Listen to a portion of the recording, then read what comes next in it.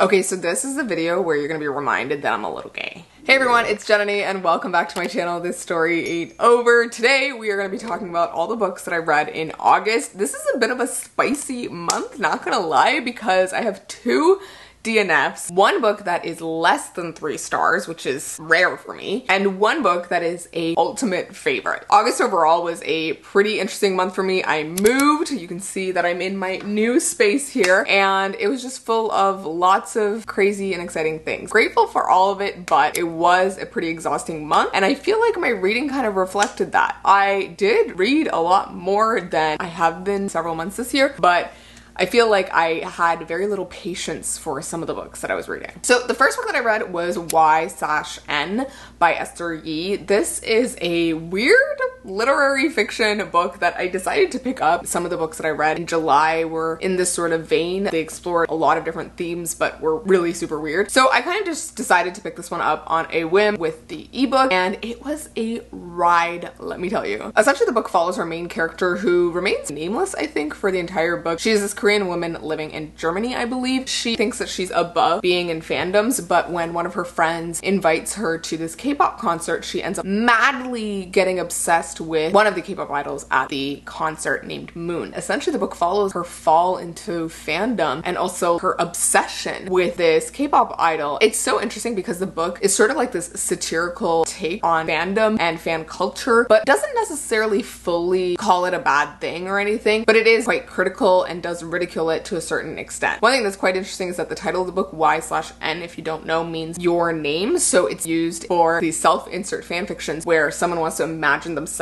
with the person or celebrity or whatever. And so instead of using like a character name, these fanfiction writers will put in Y/N, and you, the reader, are meant to insert your name. And it's just really interesting because like I come from a background of having written fanfiction back in high school. I wasn't writing self-inserts or whatever, but I do remember them being around, and it was just me stumbling upon this weird book that was also being a little bit meta and calling out this way that fans sometimes operate. And obviously I am a huge K-pop fan, for those of you who don't know. I grew up with SHINee as like my K-pop band that I love to death. I have my Jonghyun albums somewhere here. Oh yeah, here they are. See. And so I feel like that was part of my curiosity when it came to this book. I just wanted to know sort of how this book would take on the concept of fandom. The way that it really does it is just talking about it from a very like literary standpoint, and like the idea of obsession and how far someone is willing to go for that obsession, and how very often the subject of their obsession ends up falling short because they've built up this person so far in their heads. And I just found that really fascinating. While I did appreciate all of the themes it covered and like the discussion of fandom that it had, I do feel like the book was quite pretentious for the most part. It's like very literary, flowery language, and the plot really meanders for most of the book, so it was slightly frustrating, especially towards the second half, last third of the book, when things just really go off the rails and there was just characters coming in and out, and I was just like, what is even going on? But I do think the ending of the book was quite interesting, just connected back to a lot of the different themes that were going on. So for me, this one would probably get a 2.53 stars. I was at a solid 2.5 stars, but I read the ending and then I was like, no, this is actually quite good, so maybe it's a 3. That's kind of where I'm at. So yeah, if you're into like weird literary fiction satires, check it out. If you're into fandoms and K-pop fan fiction, like maybe check it out. It might be interesting. I found it interesting, even though it was like poking fun at a lot of these things, but I also think it's interesting to be slightly self-aware of yourself, especially for me as someone who did a lot of these things when I was younger, and it's been some time since I've been embroiled in fandom and fan fiction, and so I have like a step back away from it. So it's just a curious way to look at things. This book did have some really great lines, so I'm gonna read a couple for you. The first one is, as a human being who cannot live without love, I know full well that I have exhausted my options on this disappointing planet. The question is no longer who are the people who will accept my unusual love, but rather how do I make my love more unusual and more unacceptable? Again, like this book pokes fun at fandom, but I think there is this element of fandom love is so unique and so unusual. Love can take so many different forms. There is an element of this being a type of love. The next quote kind of takes a flip side of this. You've settled for a comfortable distance from him so that you can yearn without suffering. Sorry, but you're not in love. We think about love as something that is a give and take, especially when it's like in a real relationship. Fandom is like a totally different sort of devotional love, but is it necessarily not love?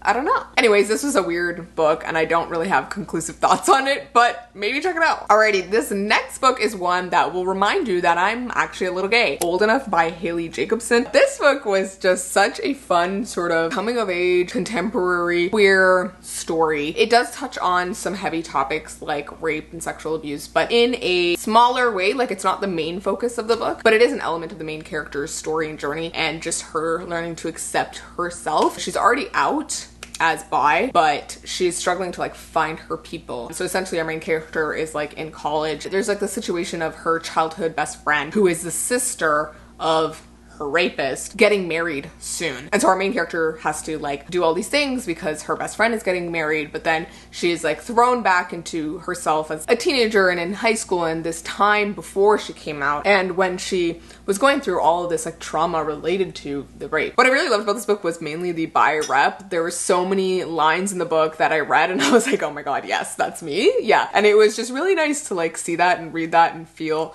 that representation, especially in a more of an adult context, like realizing you're queer in your adult life. And I feel like that's a very common thing that I'm encountering with me and my friends and stuff. So it was just nice to see that particular experience. There were parts where the main character was thinking like, oh, do I look gay enough? Like maybe my nails should be shorter or maybe I should be wearing this. And she's just like trying to find her people. And so she's wondering if she fits in with the queer community. And it was just so cute. I really found the main character to be quite endearing and cute. Like she's trying to grow out of this small town life and the restrictions of it, the way that people thought about her back then and the way that her best friend thought of her, and trying to find a way to make things work in this new life with her new queer friends. And she's very chaotic as well, and all of that was just generally relatable. I do think the book kind of suffered from a lack of anything really happening or any sort of major climactic point. I think I wanted a little bit more out of the book in that element. The way it resolves didn't really do it for me. I think there was a lot of great build-up, but not enough to really make it a powerful book for me. Aside from that, one of the things I really loved was the discussion of sexual assault and rape and how a lot of times victims don't really realize that they have been raped and can't really put a name to it and don't really want to believe that it's happened to them. And so they act in ways that make it very hard to believe from a third person perspective that they didn't want it to happen. The psychology of all of it was just so interesting to read in like a dramatized format because it's something I've thought about a lot as well. Lots of triggers, I would say, in this book, so be careful of that, but I really enjoyed the general discussion of like mental health, sexual abuse, and queerness, and understanding yourself and what it means to be like old enough to know, old enough to say no, old enough to know yourself fully, like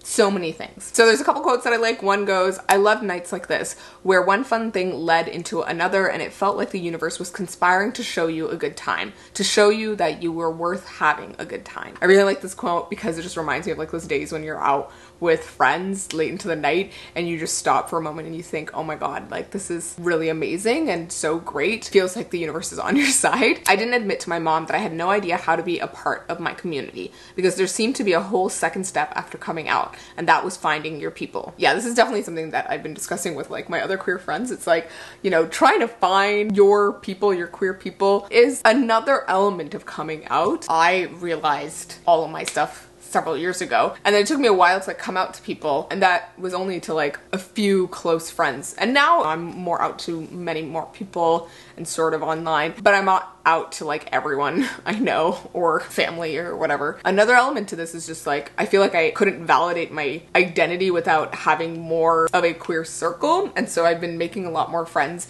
and finding more of those people, and it's just been really wonderful. Like I had this book club meeting with some of my coworkers at work, and it's like our queer book club, so we read like a book by a queer author and then discuss, and we had a meeting recently and it was just such a nice and positive atmosphere, and it just made me feel so good. My heart was so full afterwards, and I was getting to know other people and their perspectives, but also just felt so at home because these were people who related to my experiences so much. So overall this book was pretty great. I don't think it was my favorite book for sure, but I would give it a solid, I think 3.5 stars. It did leave a lot to be desired, but the things that it do, it did well. I did read this one fully through the audiobook and I highly recommend it. I feel like the narrator's voice just really fit that college age character voice. It seemed a little bit young at certain points, but then I was kind of reminded that like, no, I feel like I sounded that young when I was 19 or 20. So it was nice to just like listen to that, and it was overall well narrated. Okay, so following the heels of Old Enough and just the queerness, I was like, I need another queer book. I need more girls falling in love. So I picked up Big Swiss by Jen Began. This book is definitely a new favorite for me, guys. Like I love this book. And it's so surprising to me because I went into it not expecting a lot, thinking it might be a fun read, but it just blew me away, like to another planet. I remember listening to the audiobook and just being so astounded by how incredible it was and how much I related to the main character of the book, who is Greta. Greta is such an incredible character because she has so many layers to her, but she is a character that's quite different from me, but has so many similarities to me as well. Essentially, Big Swiss is this like wildly funny satire that is a bit of a like romance slash coming of age story, but for a like woman in her middle age. It has the most like weird and hilarious writing style, I would say. Like there's so many lines that are just so outrageous, but they're also so like vivid and just like so well described. I visualized all the characters so well. The town itself of Hudson, where the book is set, just came alive in my mind, and I could see how all the characters sort of interacted with each other and how they were connected to each other. So our main character, Greta, is essentially this person who transcribes sessions by a sex therapist, and she ends up sort of falling for one of the clients that the sex therapist is working with. So Greta is the transcriber, and the person that she falls for is Big Swiss. That's like the nickname that she has for this woman, and she's like a much younger woman, and there's so many different characters in this book, and it just honestly gets so weird. And for like the first half of the book, you're like, where is this gonna really go? And you can't really tell, but then it keeps going, and then you're like, this was fucking incredible. I think the reason that I like this book so much was because it not only covered like queerness, sex, and sexuality, but also like mental health, depression, trauma, suicide, and the particular idea of aging and relearning yourself constantly as you go through life. Every time I think I've figured myself out, there's still so much to figure out, and I like this idea of constantly having to relearn yourself and re-understand yourself and check in with yourself. And I think Greta is middle-aged in this book, and she's going through this moment of like relearning who she is and sort of dealing with some of her childhood trauma as well. And she is a strange character. She's not a great character at some points. She's definitely a morally gray character in some regards. She does some things that are questionable, but overall I think she is a character with someone who I related to so much. Her neurosis and her depression and her general state of mind was just so reflective of a lot of the things that I've been going through in the past year. So I think that's why I was just like feeling this book so hard, because it just felt so familiar to me. If you're planning to read Big Swiss, which you definitely should be because it's a fucking amazing and I just loved it so much, please go listen to the audiobook because it's narrated by a full cast. Although most of the book is narrated by one character and narrator, there are sections of the book that are the sex therapy sessions, and so whenever those sessions appear in the book, they are narrated by a full cast. So you get a different voice for the sex therapist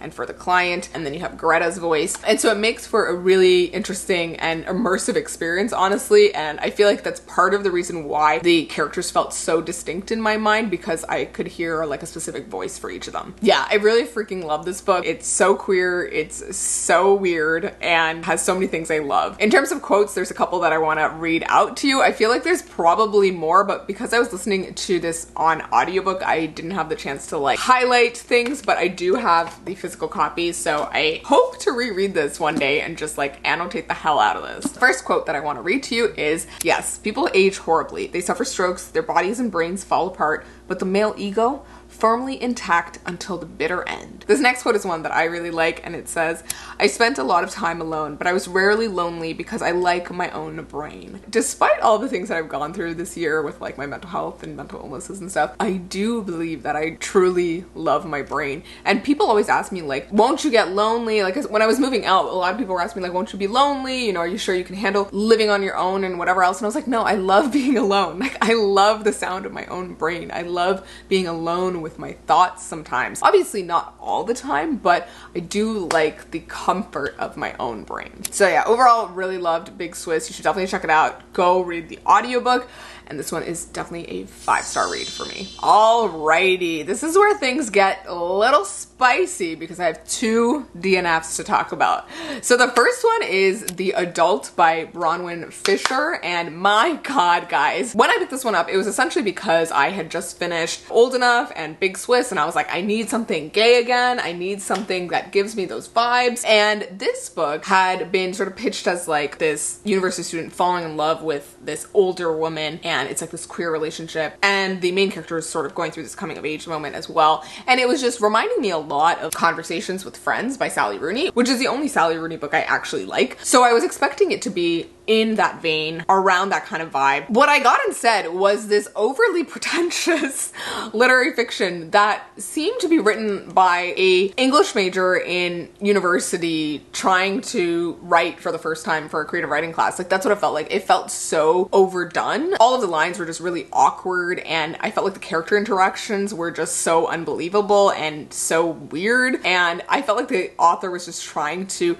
make the book super literary and failing. I just wanted better build up. There was not enough tension between the characters. I didn't understand why the main character even liked the older woman, because there's like no identifying details that we learn about her at the beginning. So yeah, I didn't really get too far into this one. I think I maybe got a third of the way through the book and I was like, this is not it, and I gave up. I felt pretty ruthless about DNFing this one, but I think these days I have been trying to protect my time, and I am gonna DNF the books that are just not doing it for me so I can move on to the ones that I actually want to read. If you have read The Adult fully though, let me know what you thought of it, if you think it gets better later on. I honestly don't think I'll go back to it, but if you want to validate the book for someone else in the comments, feel free to. The next book that I DNF'd was unfortunately Tastes Like Shakkar by Nisha Sharma. So for those of you who've been following my channel for a while, you know that I did a reading book talk romances video in January, and one of them was Dating Dr. Dil by Nisha Sharma. And it's actually the first book and like the companion to this book. And that book I actually really loved. Like, I loved it so much. It was like a 4.5 stars for me. I had so much fun with it. I was laughing, I was giggling, I was so into the sexy scenes. It was overall fantastic to me, and I loved that it was like the South Asian romance. I really loved the characters as well. And so I went into this one expecting a similar type of vibe, and I actually didn't know who the characters were for this book. I just knew that it was set in the Dating Dr. Dil universe. And so when I started the book, I realized it was 2 of the friends of the main couple from Dating Dr. Dil. They were particularly characters that I didn't really remember too much about nor cared about. So I think that already set like a bad tone for me. But as I got to learn more about them, I was quite interested in them and I wanted to learn more. So we have Bobby, who is this plus size, really confident woman who is working as a wedding planner. She has been helping a lot with her uncle's business and was hoping to take it over, but she makes this mistake and now he's like on her case. And then we have Bunty, or Benjamin, who is our male love interest. He is the owner of multiple restaurants. He's a chef, but he's trying to move away from the shadow of his father's like non-empire. And he ends up being like more of a layered character than I initially remember him being in the first book. So I feel like there was a nice setup with both of their characters individually, but I think it was just the chemistry between them that I just really didn't get nor like all that much as it started to progress. So initially it was pretty great. Like, they have this hate to love thing going on. It was slightly forced, but I was like, I can deal with this, and it was going pretty well. And then the book gets to some of the sexy bits, and that's where everything went downhill for me. Already some of the character interactions were over the top and dramatic, but I knew that was like kind of a staple of the genre, and I kind of remember Dating Dr. Dil being like that as well. But I think I just enjoyed it more, or I had more of a tolerance for it back then. But when I was reading this now, I got more of a cringy vibe,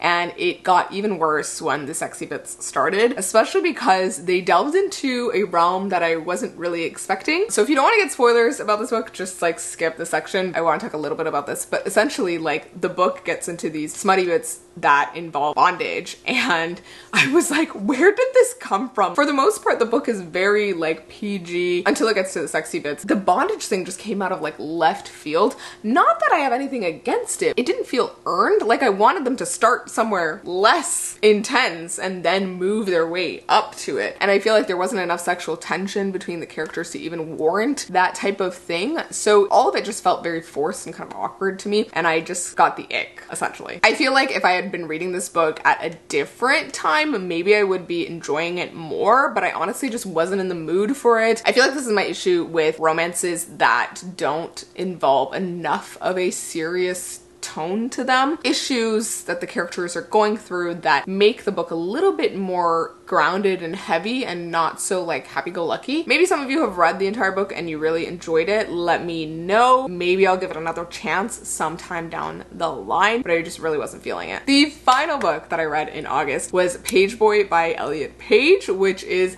Elliot Page's memoir. Essentially, I picked this one up because we were reading it for my queer book club at my workplace. Not my book club, but like our book club. And I think I only got through like 60% of the book when we actually had the book club meeting, but it was a memoir, so like I wasn't getting spoiled or anything, and we had a lovely, lovely discussion. I talked about this earlier, but it was just really nice to be around like other queer people and just like talking about our experiences and feeling the vibes and the connection between us. But I did end up finishing the memoir after the book club meeting a few days later, and honestly just really enjoyed this. I don't think this is my favorite memoir, but I do think it gave me a lot of insight into just like trans experiences and also Elliot Page as a person. And I also just really related to a lot of the things that he talks about in the memoir, like being queer and coming out, and some of the stuff that he talks about related to mental health and depression. And all that was just really fascinating to read about and hear him talk about. I feel like I learned a lot from the book as well, and like I was talking to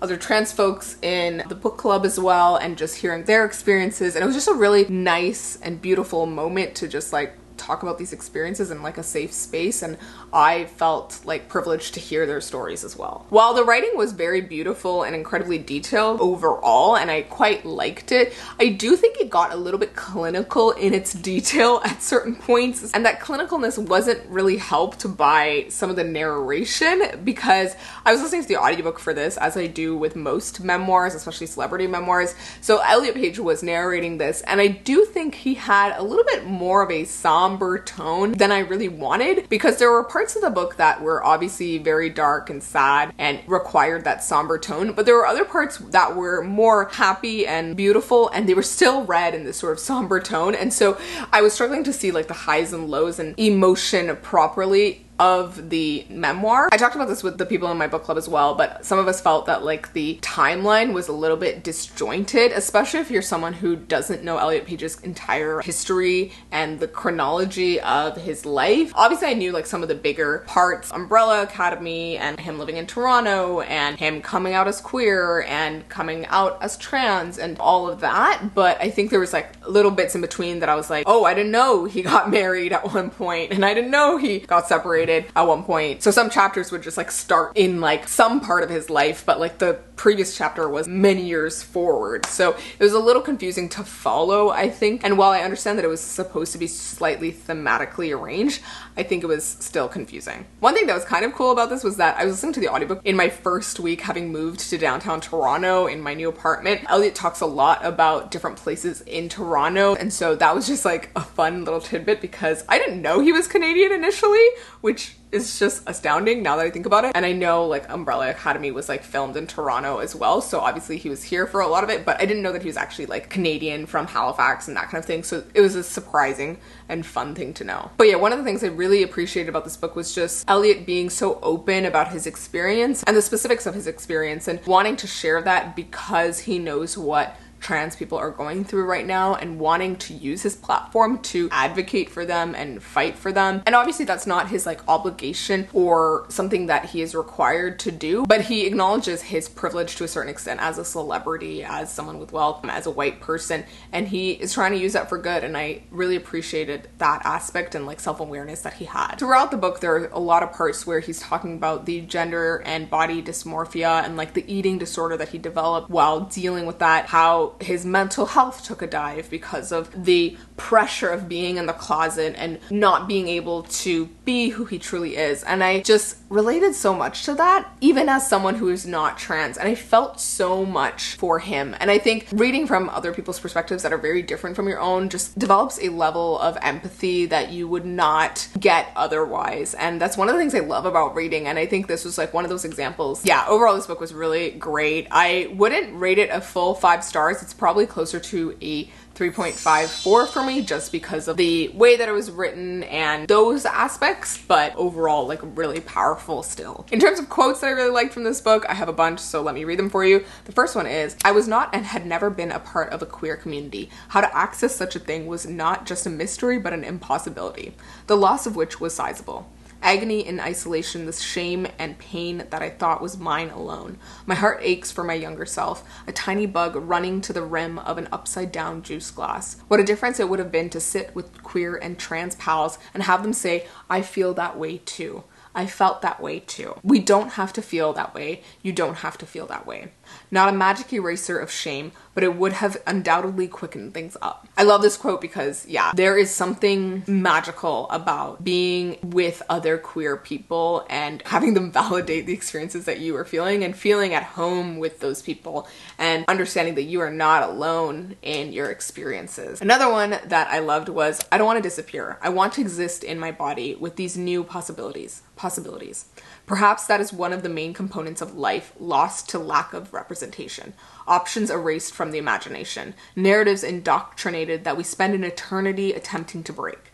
The unraveling is painful, but it leads you to you. I really like this quote because it talks about the idea of representation and how, like, when you don't have a representation of something, that entire concept of what that could be is erased. And this is why representation is so important. Like, if you've never seen someone who looks like you as a hero, then you're never going to think that you can be a hero too. It's that much harder to make the mental leap that you are able to fill this space, you are able to be this person. And I think people take for granted the idea of representation and how, like, when you're represented constantly, you know, you never have to think about what you can't do because you know that you can, because all these other people like you have done it. The next quote goes, I have nothing new or profound to say, nothing that hasn't been said before, but I know books have helped me, saved me even. So perhaps this can help someone feel less alone, seen, no matter who they are or what journey they are on. Thank you for wanting to read about mine. I really love this quote, and this reminds me of just like me even talking about like my mental health online recently and like my bipolar disorder. One of the reasons I like talking about it is because I want other people who are going through similar things or the same thing